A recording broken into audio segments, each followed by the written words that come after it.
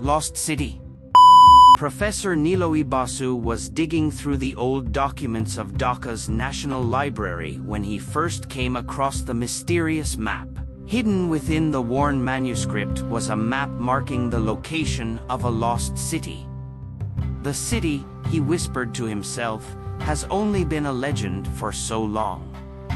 The name of the city was Aranyapur, which was forgotten centuries ago. With the map in hand, he assembled a team of archaeologists, his student Aniket, seasoned tracker Tanya, and technologist Rahul. Every member understood the importance of this campaign. "Are you sure, sir? Is this map right?" Aniket asked. "Whether the legend is right or wrong, it is our job to find out," Professor Niloy asserted. They decided to go to the place marked on the map, deep in the Sundarbans. It is an area where no footprints of modern man have yet been found. Their journey started from a small village of Kalgesha in Sundarbans. A local guide, Bhaga Mrida, joined them. "You don't know what terrible things there are," the tiger warned them. "We're ready," Tanya replied with a smile. Their boat stopped at the entrance of the forest. Dense mangroves all around, strange bird calls, and unknown mysteries beyond sight. Here nature was unknown and uncontrollable.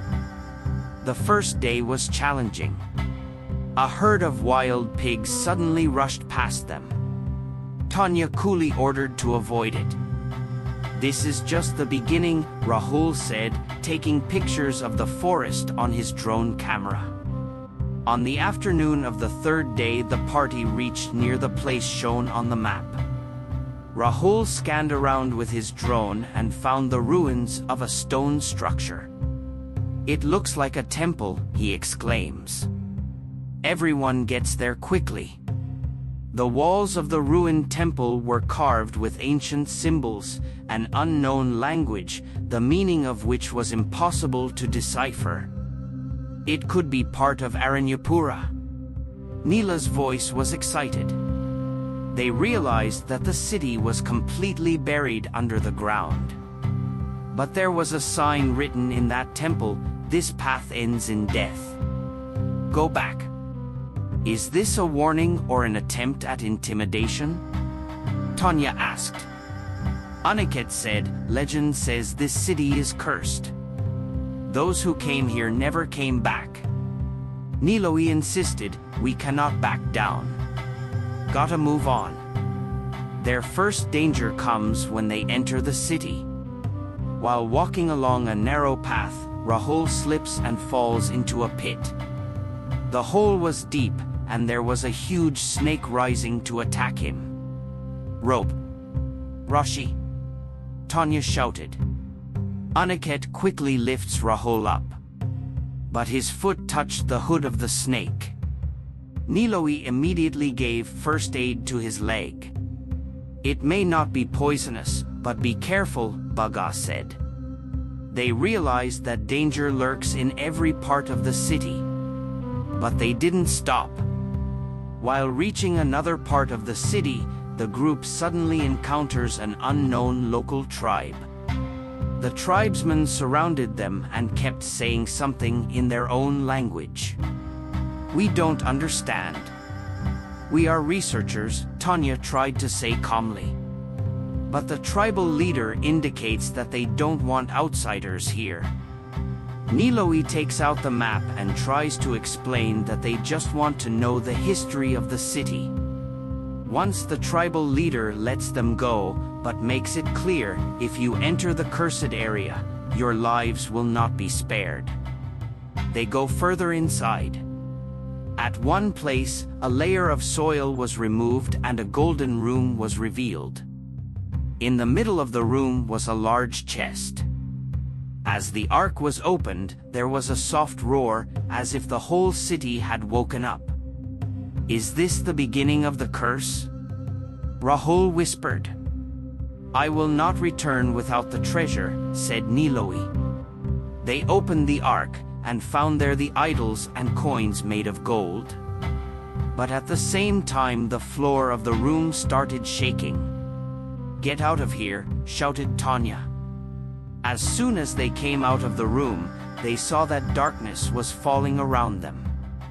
Stormy winds, cracks in the ground, and strange noises all around. The group started running.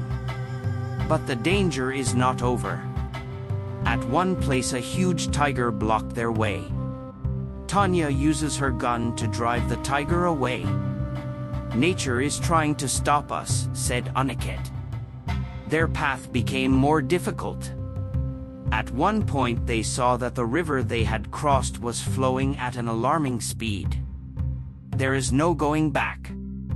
Niloe realized that the city's treasures were not only stolen, but that the city was under some kind of magic. Death is certain for those who violate it. "The treasure must be left here," Niloe said. "So what's the point of coming so far?" Rahul protested. "Being alive is a big gain," Tanya replied sternly. They put back the coins and idols and closed the chest. Immediately the storm stopped and the atmosphere in the city became calm.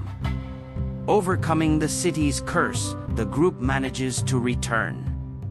But they realized they could not fully penetrate the real secret of the city. It has become a part of nature. They vowed that in the future, no one would test this city again. It is determined by nature. Back in Dhaka, the team published a paper on the city's history. But they keep the exact location of the city secret. "Let some things of human civilization remain in their natural state," Niloe said in his speech. Aniket said, "This experience has taught us that nothing is gained by fighting against nature. Respect must be shown."